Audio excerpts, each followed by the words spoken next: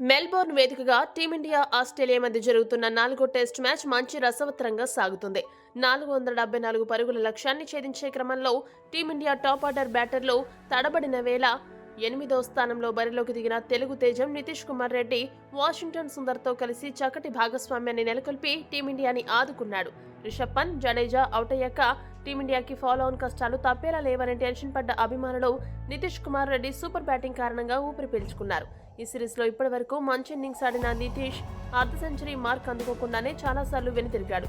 అయితే ఈసారి మాత్రం కీలక సమయంలో క్రీజులకు వచ్చి ఒత్తిడిని జయించి మొదట హాఫ్ సెంచరీతో మెరిశాడు.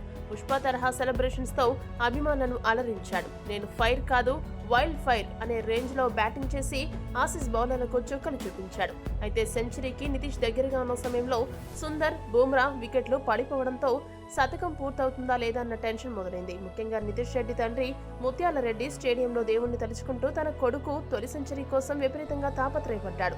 చివర్లో సిరాజ్ మంచిగా డిఫెన్స్ ఆడి నితీష్ కి స్ట్రైక్ అందించడంతో ఎల్కేఆర్ 4 కొట్టి తన సెంచరీ మార్క్ ని అందుకున్నాడు. దీంతో ఒక్కసారిగా స్టేడియం దద్దరిల్లింది. ఇక కొడుకు సెంచరీతో ముత్యాల రెడ్డి ఆనందానికి అవధుల్లేవు. కన్నీటి పర్యంతమయ్యాడు. స్టేడియంలో పెద్దగా కేరింతలు కొడుతూ భావోద్వేగానికి లోనయ్యాడు.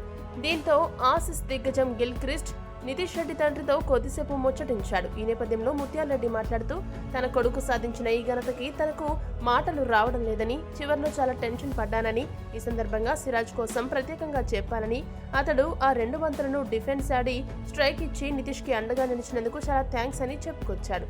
దేశానికి అవసరమైన వేళ నితీష్ ఆడిన ఈ విలువైన సెంచరీని జీవితంలో మర్చిపోలేనంటూ ఒకంత భావోద్వేగానికి లోనయ్యారు. ఈ వీడియో కనుక మీకు నచ్చినట్టయితే లైక్, షేర్, కామెంట్ చేయండి. మరిన్ని స్పోర్ట్స్ అప్డేట్స్ కోసం మా ఛానల్ను సబ్స్క్రైబ్ చేసుకోండి.